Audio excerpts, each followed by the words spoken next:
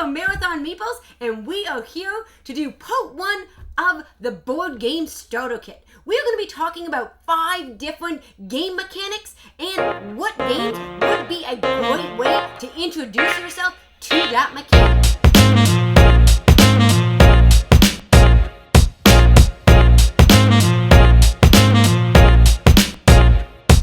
So one rule just before we start, everything that we choose has to be readily available. So whether you can go to Barnes & Noble, Target, Walmart, Amazon, whatever, you don't have to go to a niche store to obtain it.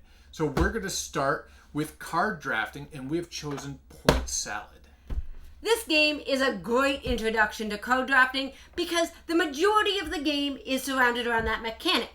Every turn, you get to draft cards into your hand and build your tableau. There's a million ways to score, so no matter what you do, you will end up with points at the end of the game, and it is a fun play because you are minding your own cards, you are watching what other people are taking, so maybe you can interfere. Yeah. But overall, great game that anybody can get to the table. Yeah, let us have fun. Ha ha ha. Oh, and Sorry. the puns begin. But no, it's mom friendly. So the nice thing about this game is we're gamers. Well, at least I like to think we are. So we play this just amongst the two of us, but then if like your family comes down and your mother is kind of like, starter kit would work well for her. And this is mom friendly. Her mom likes it. She would be a starter kit fan, and I feel like this would fit well into her collection. It's easy to get, and it's like $20. So it's a very low barrier to entry, low rule overhead, and it's a fun game. And it also plays 6 players. Yes. So great if you have a couple couples coming over for dinner, you can pull this out afterwards. You can have the salad, right? Okay. like it. Oh, I should throw the boxes like that. Okay, we're doing Parks. Now, this is, which one? This This is our set collection game. Collection. And another one, you can get this in a Barnes & Noble or just pretty much anywhere. Chapters, anywhere. Yep.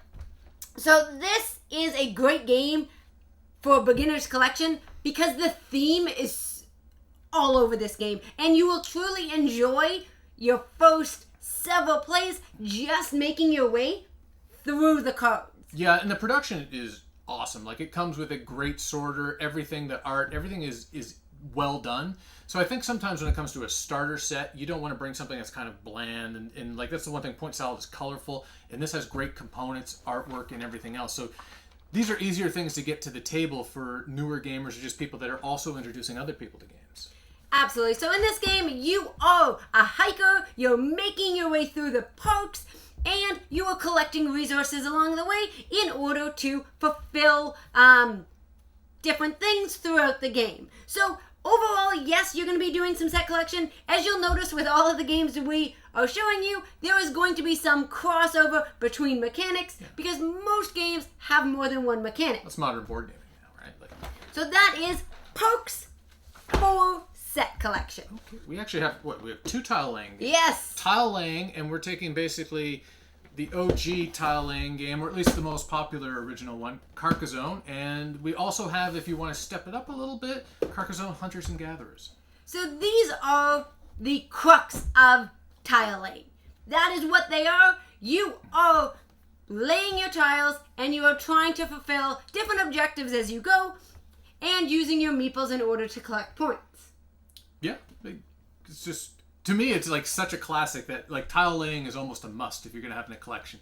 I know a lot of people, their starter collections, they probably have like Carcassonne, Catan, Ticket to Ride, Monopoly. Yes. Deck of cards.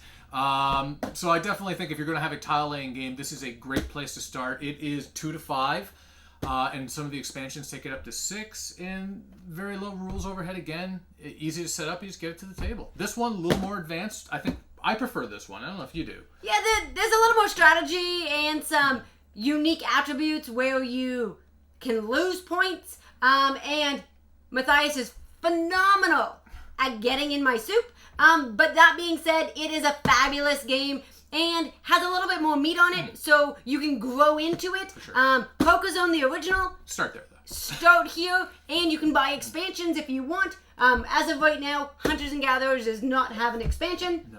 And you can get this anywhere. You can go to Target. Just walk into Absolutely. So both games are phenomenal as a starting point for tiling. I hope we're not cheating here. This is a co-op game. We have Original Pandemic and the expansion inside the box. We recommend just Original Pandemic to start. It's in the blue box. I think we threw it, and we just went with this one. So prior to really getting into gaming, this was one of our starter collections. It was our first co-op. This is our first actual craft game that I think we bought. I know her Yes. parents bought her Ticket to Ride in Catan in the past, but this is where I hopped into the Canadian equivalent of Barnes & Noble, which is Chapters, and just picked this up. Absolutely, and that was before we realized most people keep all boxes, including expansions. We Yeah. were excited it fit in one box, and out went the other one. So if Space is a premium, the Pandemic series, you can get some of the expansions into one.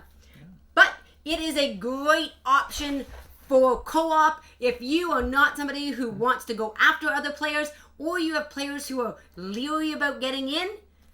Co-ops are a great place to introduce them to gaming and help walk them through, and it's almost like an introduction to gaming in general. Yeah, I think a co-op is a really good place to start, in a collection. So we've had this for 6 years, and I think the nice thing is when you're starting to learn all the different rules of different games, it's nice to kind of work on the puzzle together in a co-op. So you're not always being in competition. You can kind of help yourself get that rule set down. So I love it. Pandemic is one of my all-time favorite games, and we've played that thing over 50 times, and we still come back to it every year. So it's like a staple of a collection in my mind. Absolutely. And for part one, our last mechanic we are going to be talking about are roll-in rights. So we're not talking flipping rights. We are talking roll-in rights. So we chose 2 different ones as introductions into roll-in rights. One is Railroad Inc.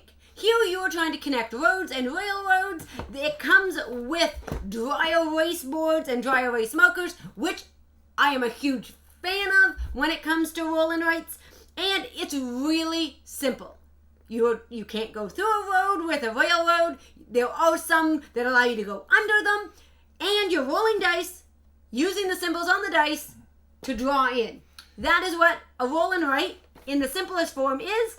And that's why I find the Railroad series phenomenal. And there's even a mini expansion in the box. Trek 12 is, I don't know if it's a little more advanced, but this one comes with almost like a little bit of a campaign module inside where you're going up mountains, but you can go up successive mountains in a larger game. And this one's maybe a little more math based. So this one's kind of, you just roll and you kind of build out your route. This one, I think, is a great game if you're trying to teach math, or if you just enjoy simple math or Sudoku or something like that. This is a game I think you can get a lot of people into, and there's a low barrier to entry. All of the games we just discussed are fantastic diving off points into these different mechanisms. We will be doing a part 2 video talking about 5 different mechanisms and what games are fabulous to introduce you to those styles. Well, Marathoners, we hope you enjoyed this. Let us know what games you've picked up and tried out. And if you enjoy this and want to see part 2, make sure you hit the subscribe button.